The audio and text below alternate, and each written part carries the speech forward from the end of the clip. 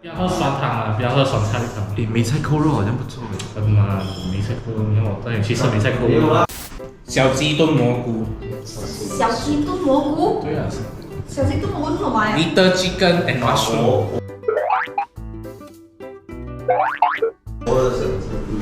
把鸡啊，小只的鸡跟蘑菇炖在一起啊。你问他为什么要叫小鸡炖蘑菇，我也不知道。让我们来看看小鸡炖蘑菇是什么吧。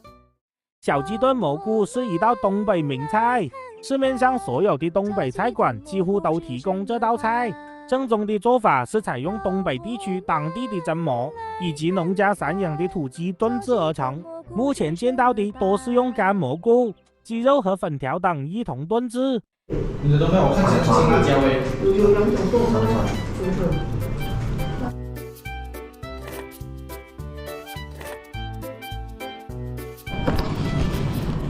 我跟你讲烧焦。你这边冷气蛮冷的。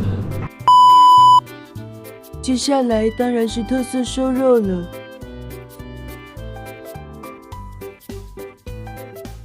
特色瘦肉是湖南省一道常见的特色传统名菜，属于湘菜系，麻辣鲜香，口味滑嫩。制作原料主要是五花肉和青椒、红椒等。这个我看照片有这样椒粉。哦，这个叫做猪肚鸡汤。没有它是另外一个的。不一样，这有蘑菇。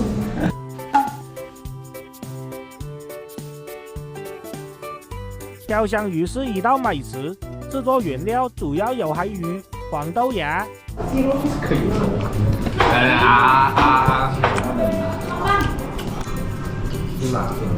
道了。那边有酸的，正好有一个酸香味。你在哪里？鱼就是满满的蒜啊，你看不到没？还蒜味够。有的那边就是加包菜啊，包菜。终于到了我最喜欢的酸辣土豆丝。酸辣土豆丝是用土豆、辣椒、白醋、葱、姜等制作而成的菜肴，色泽光亮，酸辣可口。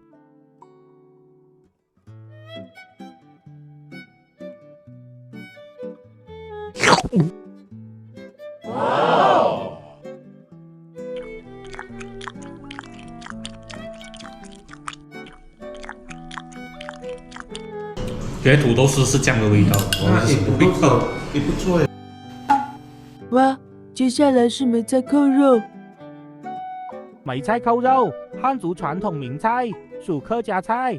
制作材料有五花肉、梅菜、葱白、姜片等。吃没？不然。中国菜代表菜辣子鸡。辣子鸡又名辣子鸡丁，起源于重庆，所以也称重庆辣子鸡或歌乐山辣子鸡，是下河帮川菜的辣子系列代表。做那个鸡肉跟我们认识的鸡肉不一样，切丁的。中国的鸡跟我们的鸡不一样。辣子鸡。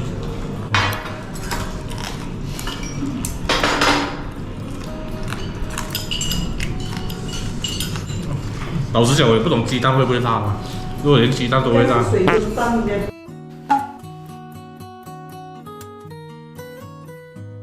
关键牛肉、牛蹄筋和牛板筋在入锅高压之前，一定要先炒香，炒制的时间要足，这样才能将油分完全炒出，这样才能将牛油中的香味完全释放出来，压出的汁水牛肉才够香。啊，这个叫秘境。很难咬，是不是？切太厚啊，不适合我们跟中国人是想吃肉厚一点的。真讲到这牛肉，但味道有点像我在吃康师傅的不懂哪一个泡面，就类似这种口感。这个是干锅手撕包菜 ，OMG！ 干锅手撕包菜是一道湖南省传统的地方名菜，属于湘菜系，爽脆微酸，口味鲜美。入醋啊！老实讲，我嘴巴已经蛮辣了，我也吃不出它辣不辣。本来看照片根本都没有觉得它会那么辣。包菜跟我们家里煮的包菜不一样。来了来了，亚洲美食冰糖雪梨。冰糖雪梨是一道常见的糖水甜品，属粤菜系。真的是糖。然后加冰块太多了。他妈的，这样还多6块钱一罐，忘记了。这样你应该要去多利博买。我真的是。阿格兰尼那个，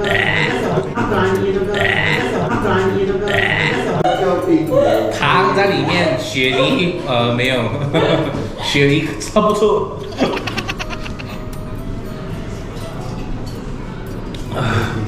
哎，这的确很好哎，你可以拿一包回去。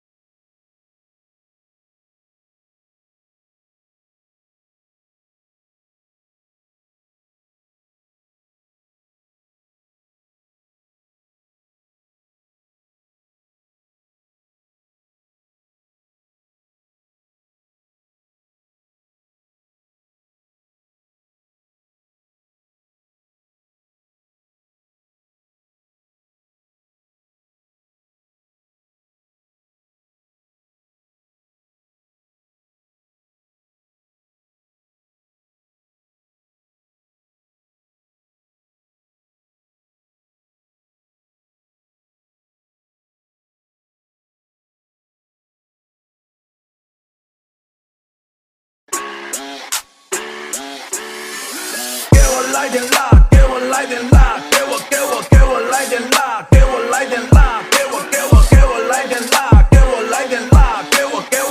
来点辣，给我来点辣，给我来点辣，给我来点辣，千万不要太辣，辣和周一样，辣椒不要加的特别辣，每次当然必须辣，身材要求要点辣，哇啦啦的每一天我必须要吃点辣，哎。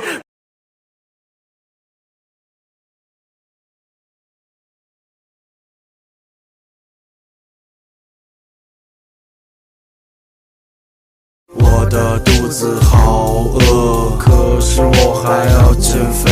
我的肚子好饿，可是我还要减肥。啊，肚子真的好饿，想要坐个火车冲进云霄，一口干了星河。